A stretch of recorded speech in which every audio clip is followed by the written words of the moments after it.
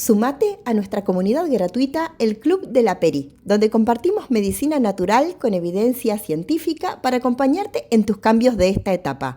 Encontrás el enlace en la descripción del episodio. Estás escuchando Medicina de Brujas. Somos Florizán, creadoras de la Escuela de Salud Ronda Lunar, el lugar de las brujas científicas. Apretá a seguir, así nos ayudás a seguir creando y te enterás todas las novedades. Hola, hola. En este episodio vamos a traer un temón. Vamos a hablar de cómo pasamos de un fármaco para diabetes tipo 2 a que medio Hollywood se lo esté inyectando. Sí, estamos hablando de Ozempic. Vamos a ver qué es realmente la semaglutida, que es un análogo de una molécula que nuestro propio intestino ya fabrica, el GLP-1, ¿sí? Primero que nada, lo que te quiero contar es qué hace esta semaglutide, ¿sí? La semaglutide potencia la secreción de insulina dependiente de la glucosa. Es decir, que cuando vos comes un alimento que tiene glucosa, ya sea azúcar directamente o un hidrato de carbono, va a hacer que tu producción de insulina sea más óptima para ese contenido, ¿sí? Pero también, y acá es donde se produce uno de sus efectos que hizo que se ampliara más allá del uso para la diabetes tipo 2, actúa en el hipotálamo y en el tronco de nuestro cerebro para reducir el apetito. Y también enlentece el vaciamiento gástrico, ¿sí? Por estas tres acciones, lo primero que vamos a decir hoy, para no demonizar, sino para empezar a desmitificar y a entender, es que con Ozempic la pérdida de peso es real. Se baja aproximadamente un 15% de peso en las primeras 68 semanas. Ojito acá, porque 68 semanas son 15 años, es decir, bajar un 15% de peso en 5 años, ¿sí? De acuerdo a los estudios. Pero acá, amiga, lo que queremos abrir hoy es algo un poquito más amplio que simplemente qué va a decir la balanza en relación al uso de Ozempic, ¿no? Sí, yo creo que uno de los problemas que estamos teniendo en la actualidad es justamente esto, ¿no? Que sí funciona usar Ozempic. Entonces, el tema es de que sí funcione, sí, que efectivamente esta pérdida de peso es real, ¿no? Y es real y nos parece como súper importante traer un tema que no es menor, que estuvimos charlando mucho en el detrás de escena cuando producimos este capítulo, que es que si comparamos lo que era, digamos, en muchas de las que están acá ya van a saber muy bien de qué estamos hablando, porque si no fueron consumidoras, alguna amiga saben que consumía o lo escucharon, que muchas de las drogas que habitualmente se utilizaban para adelgazar eran muy riesgosas para la salud. Entonces, es interesante entender que el Ozempic no tiene quizás estos efectos adversos, que incluso eran efectos adversos que te podían llevar a la muerte directamente. Y eso, por supuesto, es algo positivo a favor del fármaco, ¿no?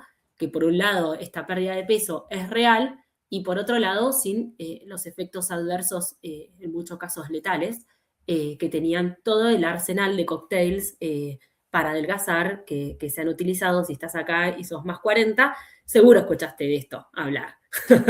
que se utilizaban todo tipo de drogas para adelgazar que finalmente terminaban teniendo muchos problemas para la salud, verdaderamente.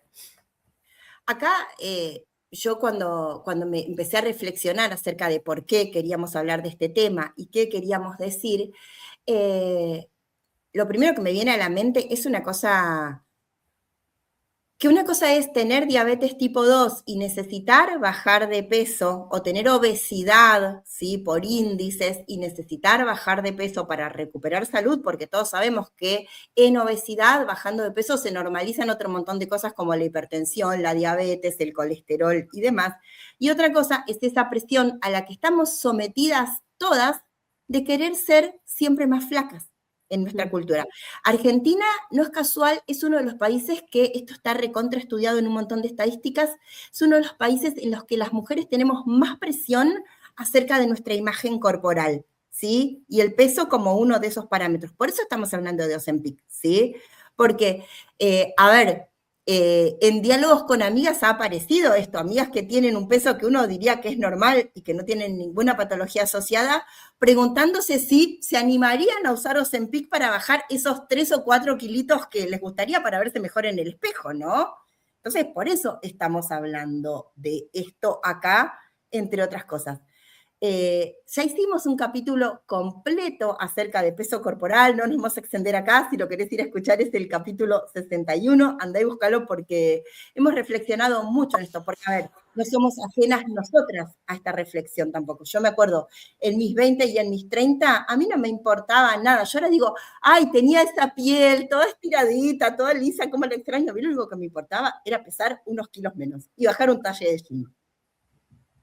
Sí, hemos sido todas en algún momento, salvo la que genéticamente ya era delgada.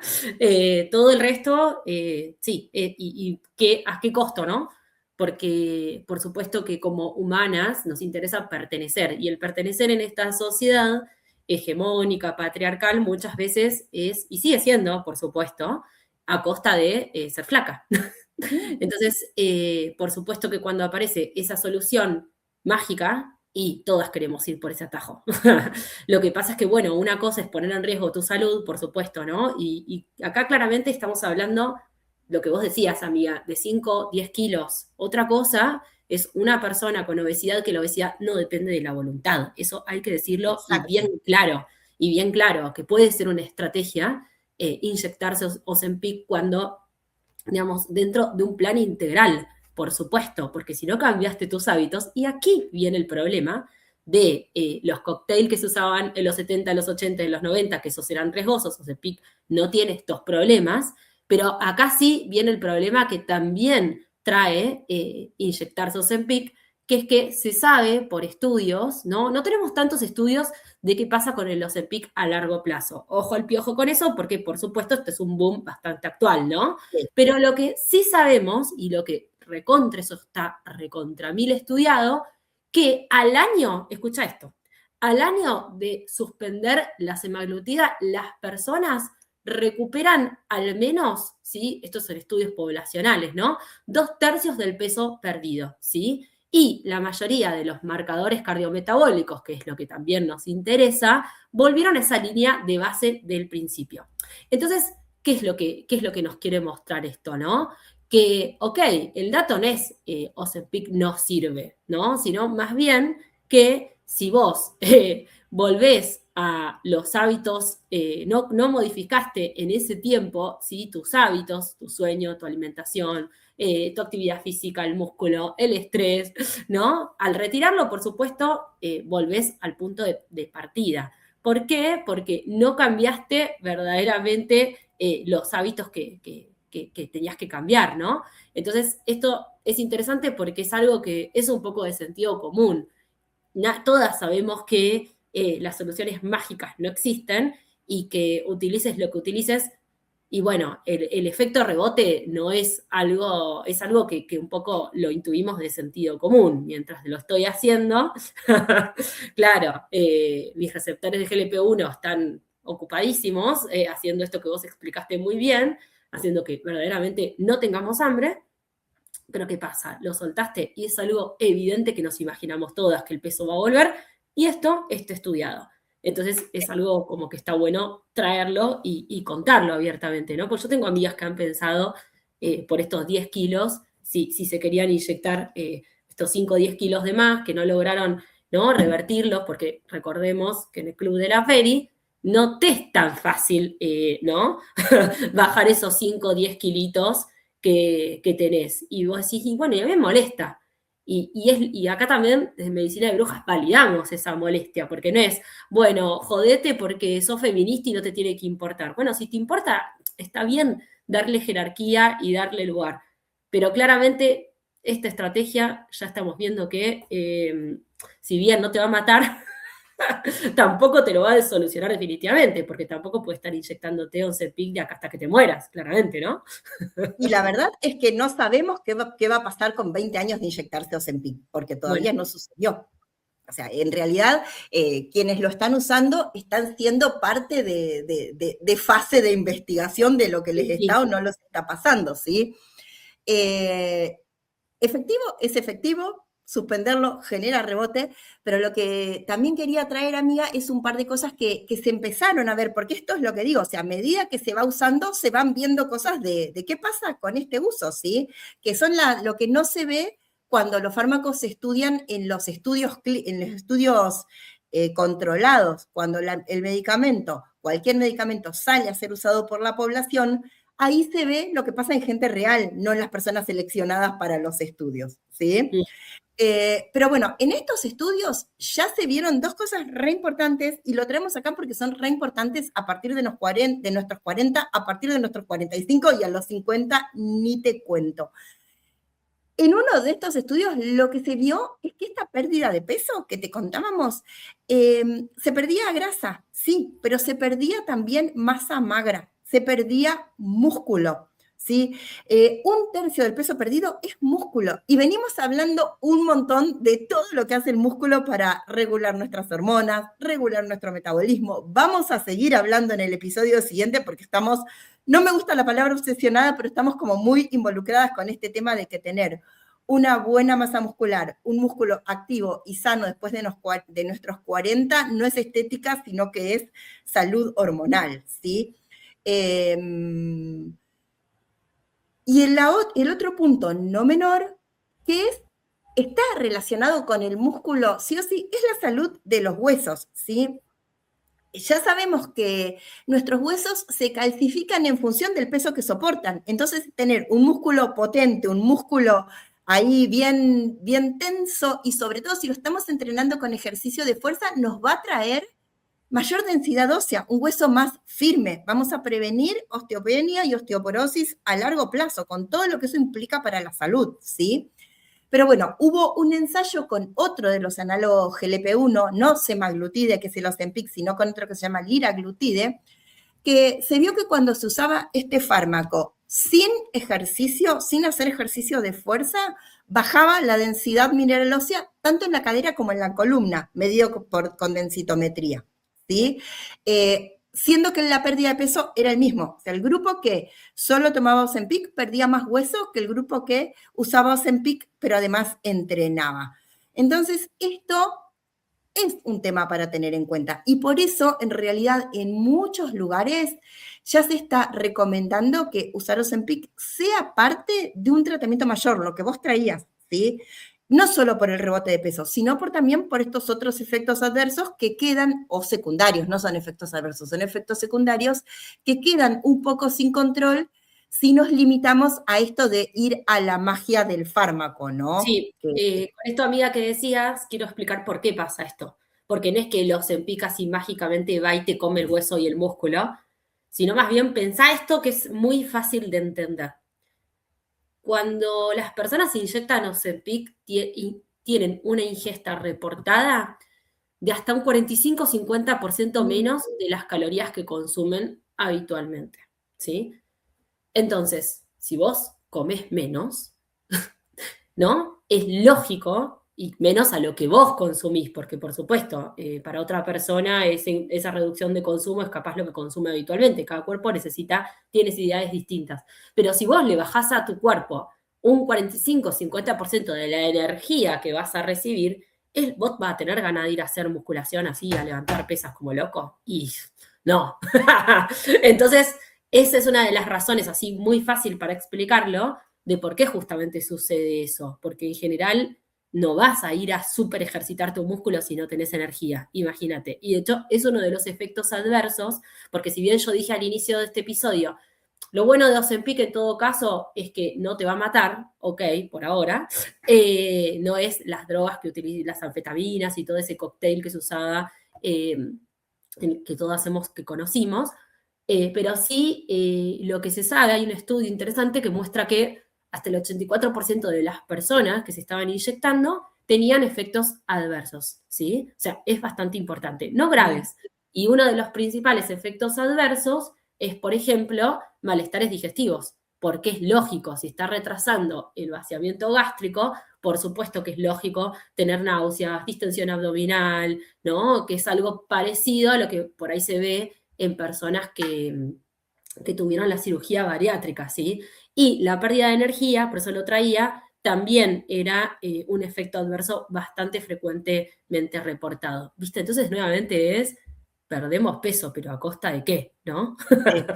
Bueno, viste que ahora se habla mucho de la cara Ozempic, que son esas caras chupadas que pierden los músculos de los cachetes y quedan como con la piel sobre el hueso. Y esto Tremendo. que traes, amiga, es re interesante porque el otro día también leí que en Nueva York hay toda un boom se llaman restaurantes Ozempic, porque tienen unas micro porciones así chiquititas, por esto que vos decías, de la reducción de lo que podés comer verdaderamente, ¿sí? Y que estaba entrando, había como una crisis, se preguntaban si iba a haber una crisis de la industria alimentaria en Estados Unidos acerca de que las personas, porque se están inyectando Ozempic, coman mucho menos de lo que consumían antes. Ah, la miércoles. Bueno, sí, Sí. es Es una generalización un poco extrema, nosotros un poco acá estamos medio lejos, pero son los diálogos, las conversaciones que se empiezan a abrir a partir de esto. Sí, sí, total. Creo que hay algo más allá de que, por supuesto, acá la industria farmacéutica se está haciendo un festín, básicamente, y también quienes indican esto. Ojo, o sea, acá no vamos a hablar mal de ningún colega puntual, pero ya sabemos que esto acá no te lo tenemos que explicar nosotras, acá hay tongo y hay negocio, punto. O sea, hay una industria millonaria que vio esta beta y hay médicos recetando esto y también teniendo retorno. Esto es así. Entonces, me parece que no es menor reflexionar sobre todas estas cosas, ¿no? ¿Quién se enriquece a costa de mi pérdida de peso? Así que pensémoslo 2 segundos, ¿no es cierto? Y encima a costa de quién, de en general las mujeres, porque fíjate que Sí. tanto a los varones esto no, no, o sea, los toca, pero de otra forma completamente diferente a la nuestra. Creo que acá también es interesante traer de que en medicina, en farmacología moderna, parece que estamos descubriendo la pólvora siempre, y algo que me parece como muy central, y creo que es el centro de este episodio, por eso se llama Ozempic Natural, es entender que tu cuerpo, tu propio cuerpo, esta maquinaria inteligente y perfecta que tenemos para estar en la vida, produce tu propio GLP-1, ¿sí? Entonces Claro. esto, claro, esta es la base de todo, porque finalmente creemos que le estamos haciendo un atajo o creemos que le estamos ganando a nuestro cuerpo, y finalmente tu cuerpo lo produce solo, y por algo lo produce en cantidades menores a lo que van los análogos, ¿no es cierto? Entonces, para mí, entender esto es empezar a desenredar, ¿sí? Cómo son tus mecanismos de hambre, ¿sí? Y saciedad, ¿sí? Porque uno dice, ya quisiera, ¿entendés? No tener tanto hambre, ¿no? Entonces, me parece que es interesante volver a las bases y volver a la fisiología y entender que vos misma podés producir tu GLP-1 desde lo que comes, estrategias de cómo comes y, por supuesto, el movimiento. Hay un dato que es como muy interesante que si lo entendés, tenemos más chance de que lo puedas empezar a explicar. Cuando vos consumís tu comida, ¿sí? A los 15 minutos más o menos empezás a secretar, ¿sí? GLP-1, ¿sí? Que lo que hace básicamente es después activar todos estos mecanismos de tener saciedad. Bien, el pico sucede a la hora. Entonces, fíjate que tenemos esta latencia, ¿sí? Este tiempo para sentirme con saciedad, básicamente. Entonces, si vos sabés esto, si vos haces esto, quizás antes de ir de una a comerte el segundo plato, por ahí podés esperar, porque si esperás, esa saciedad va a llegar. Hacer a prueba es muy simple, comete 2 platos juntos, te los podés comer sin problema, ¿sí? O come un plato y esperá hasta llegar a esa hora, 45 minutos, 1 hora, a ver si tenés realmente ganas de comerte ese segundo plato. Creo que si entendemos esto es volver a recuperar algo muy básico que se llama fisiología, ¿sí? Y después hay otras estrategias que las vamos a mencionar, ¿sí? Una es que sería inteligente arrancar quizás tu comida con, por ejemplo, una buena fuente de proteínas. ¿Por qué? Porque las proteínas dan saciedad. Bueno, porque le mandan una señal más fuerte, ¿sí?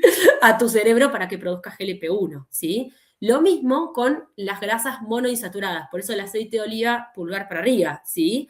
Y lo mismo con la fibra, ¿sí? Porque cuando vos consumís fibra, tanto soluble como insoluble, además de que ocupás volumen, estás estimulando a las bacterias buenas de tu microbiota para que produzcan ácidos grasos que tienen más fuerza para producir GLP-1. Así que fíjate cómo podemos cambiar la estrategia. Esto se traduce bastante simple, ¿sí? Que, por ejemplo, antes de ir a comer un arroz y capaz te conviene comer un huevo con vegetales, alguna ensalada, ¿no es cierto? Porque ya sabemos que eso y dejar el hidrato quizás un poquito para después, ¿sí?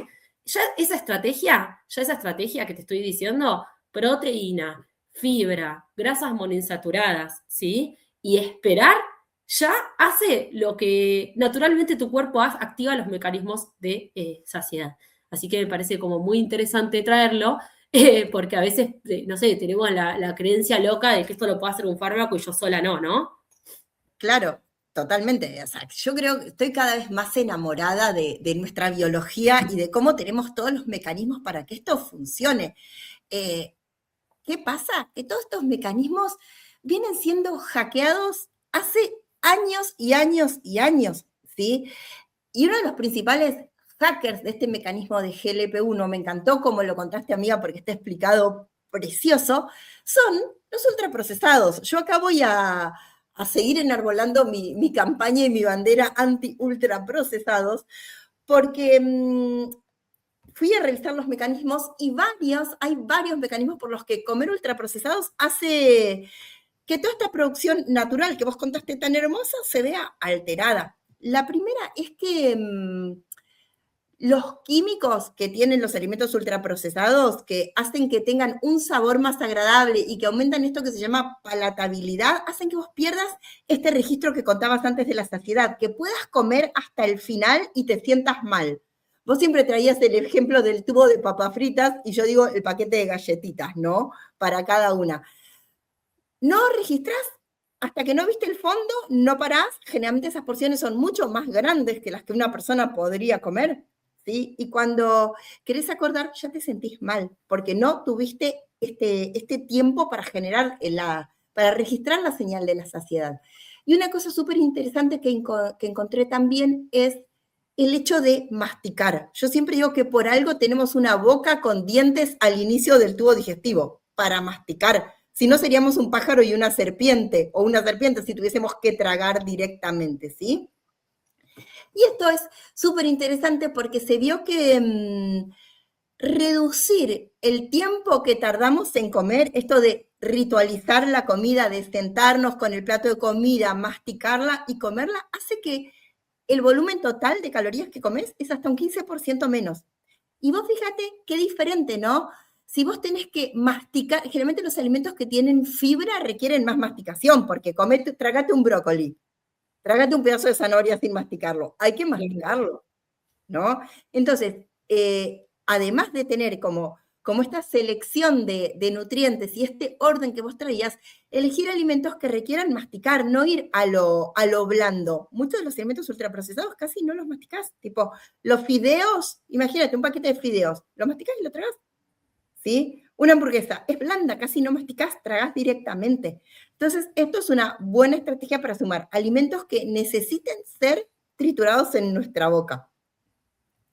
Y lo que yo quería traer también es, más allá de la alimentación, porque vos fíjate que también siempre tenemos como muy asociado a, quiero bajar un par de kilos, ¿qué tengo que hacer?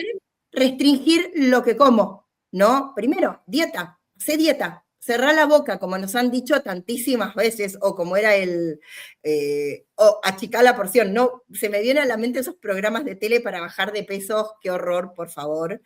Y hay otra acción fisiológica de nuestro cuerpo, que es de lo más básico, que le pega ahí directo al apetito. Y es simplemente el dormir, ¿sí? Esto está recontra estudiado, que cuando hay interrupciones en el sueño, despertarnos muchas veces a la noche, y hola, el club de la peri, cuando empiezan los sofocos, imposible no despertarte, ¿sí? Pero justamente también el insomnio es uno de los síntomas, independientemente de los sofocos, que aparecen cuando nuestras hormonas empiezan a fluctuar, ¿sí? Y fíjate, si vos nos estás escuchando, si esto te pasó o no te pasó.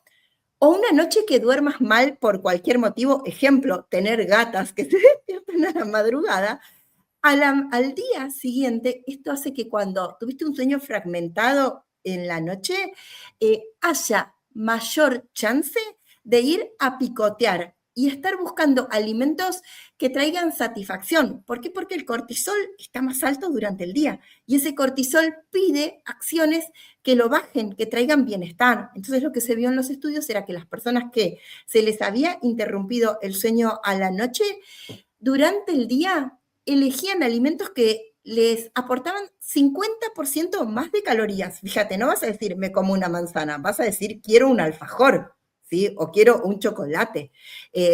Incluso eran alimentos que tenían el doble de grasa de la que consumían habitualmente. Y esto les pasaba aunque ya hubiesen consumido toda la cantidad de calorías que necesitaban para cubrir su requerimiento energético, ¿no? Entonces, ¿a qué traigo todo esto? A que si estás con esto, si estás con dificultad para controlar tu peso, anda a ver cómo dormiste, ¿sí? Y a implementar algunas acciones que te ayuden a descansar mejor. Y sobre todo, tenernos un montón de compasión y registrar esto, porque a mí me parece que entender es base.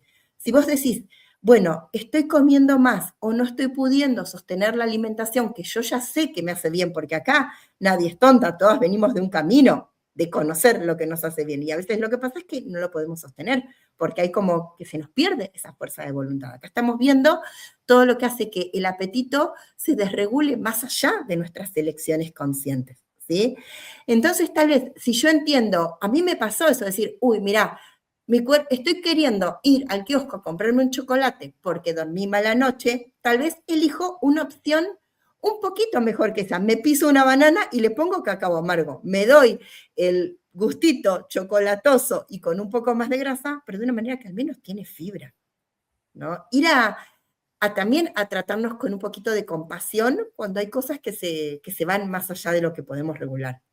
Sí, porque es verdad que cuando estamos quemadas, no es que no sabemos. De hecho, Exacto. estamos en la era de la sobreinformación. A esta altura todas sabemos que el chocolate cero azúcar, el alfajor, no es tan bueno. Y sin embargo, para mí una clave interesante es no tenerlo en la alacena, porque también, ¿por qué te sometes a eso? ¿No? Exacto. Y de última, o sea, yo claramente si tengo ganas me clavo un alfajor y lo digo así, o sea, no, tampoco es que soy re fan de lo dulce, pero si yo tengo ganas voy y me lo clavo. No es un pecado un día que fuiste y te comiste un alfajor.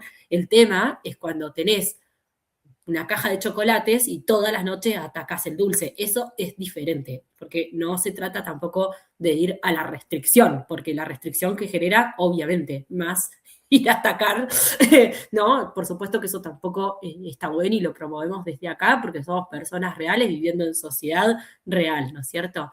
Pero más allá de todo esto, algo que amiga me parece como que está buenísimo como traer, que más allá de las estrategias que podamos utilizar en relación al sueño y la comida, dejamos para el final, yo diría, nuestra estrella preferida, que no la vas a escuchar en otro lado. Así que sé que llevamos varios minutos de episodio, pero vení con la atención de vuelta, porque acá vamos a hablar de algo que en general, ya te digo, no se profundiza tanto en otros lugares, que lo aprendimos con nuestras abuelas, básicamente, que es sumar plantas amargas a la vida. Sumar plantas amargas a la vida, ¿sí? ¿Por qué? Porque todas estas otras cosas que te contamos, sí, las podés empezar a implementar y te van a ayudar. Ahora, el real volver al cuerpo con su sabiduría, con las reales necesidades, ¿sí? La medicina de plantas tiene ahí un poder para volver a reconectarte con tu fisiología, con tu hambre real, que es mimo al cuerpo, que es maravilloso. Nuestras abuelas lo sabían, la medicina ancestral lo sabía. Hoy tenemos un poquito más de claridad de cómo los principios activos amargos de las plantas nos ayudan, porque sabemos que tenemos receptores para los amargos, que a veces incluso, amiga, nos cuesta el amargo, pero el amargo es el sabor de la depuración, es el sabor detox, básicamente. Y es uno de los sabores olvidados de nuestra cultura, donde todo es dulce o salado. Y sabemos que tenemos estos receptores en la lengua y sabemos que también los tenemos en las células de nuestro intestino, ¿sí? Incluidas, fíjate vos, las células que producen GLP-1 y otras sustancias que tienen que ver con la saciedad, ¿sí? Porque por supuesto que nosotros acá en este episodio mencionamos el GLP-1, pero el hambre y la saciedad no se reduce solo a eso, hay un montón de otras hormonas, comportamiento, ¿no es cierto? Es complejo el tema, por supuesto, ¿sí? Entonces tenemos plantas, por ejemplo, como, no sé, la reina amarga, si yo tuviese que decir la planta que amarga, la más amarga que yo probé, por ejemplo, es la genciana. Pero también tenemos, por ejemplo, el diente de león, tenemos la carqueja, tenemos un montón de amargas. Y tenemos otra amarga que la conocemos, al menos las que vivimos en Argentina, la TAM, la sabemos todas, que es la yerba mate. Y fíjate, para que vos entiendas el mecanismo, porque por ahí nunca hiciste una toma detox de plantas amargas con las dosis que corresponden, no con tomar una sola infusión al día. Capaz nunca te tomaste 1 litro, por decir algo, de diente de león, pero sí que tomaste algo que si me estás viendo en video lo tengo acá, que es yerba mate. Si tomaste yerba mate, seguro sentiste que capaz tanto hambre no tenías. Y ahí tenés una pista de cómo funciona, ¿sí? Por supuesto, quizás para hacer un proceso depurativo, para limpiar tu hígado, para volver a conectar con ese hambre real y con toda la maravilla que nos traen las amargas, quizás no es la estrategia más inteligente vivir a yerba mate. ¿Por qué? Porque eso tiene un costo, ¿sí? Que es que por supuesto la yerba mate es súper estimulante, entonces es como yo siempre doy el ejemplo, pasar la tarjeta de crédito, la paso, pero después la tengo que pagar. Entonces, ojo con eso, que nosotras no demonizamos en absoluto la yerba mate, de hecho es una planta medicinal, pero por supuesto no sería como el eje central por este efecto estimulante que después nos termina dando algunos otros adversos como la ansiedad, ¿sí? Por eso, a dosis terapéuticas, ¿sí? Consumir, por ejemplo, carqueja, como decía, diente de león, bardana, que es la reina de la depuración, no nos traen quizás esta hiperestimulación de la yerba mate, pero sin dudas nos ayudan a regular nuestro apetito y nuestro metabolismo. Por eso, nosotras cuando empezamos a limpiar el terreno, ¿sí? Cuando empezamos a ordenar las hormonas en toda la transición hormonal hacia la menopausia, sin dudas el primer paso es sumar amargas a la vida. Sin dudas limpiamos el hígado, sin dudas limpiamos y volvemos a conectar con nuestro cuerpo. No sé, a mí tomar amargas me da como cuerpo. Estoy acá, estoy en casa, estoy presente. No sé, trae como una claridad a la mente para tomar esas decisiones. Sí. Que es impresionante, que es verdaderamente impresionante. Y con esto no estoy diciendo que las plantas medicinales amargas son el Ozempic natural, ¿no? Nada que ver. Estoy diciendo, volvé a traerle al cuerpo la información que necesita, volvé a conectar con ese hambre real, no con el hambre ansiógeno, ¿sí? Así que es una experiencia que recomiendo no salteársela. Hermoso, amiga, me encanta porque las amargas están siempre presentes en todas las propuestas que hacemos, que hagamos, que todos los programas que creemos y todo lo que hagamos van a estar siempre las amargas porque la verdad es lo que vos decías, la experiencia de pasarlas por el cuerpo es única, no se parece a ninguna cosa que hayas hecho antes. Incluso esto que vos decías de la diferencia entre tomarlas en una tacita al día, no sé, me tomo una taza de boldo como digestivo después de comer y tomarlas a dosis depurativas en serio, ¿sí?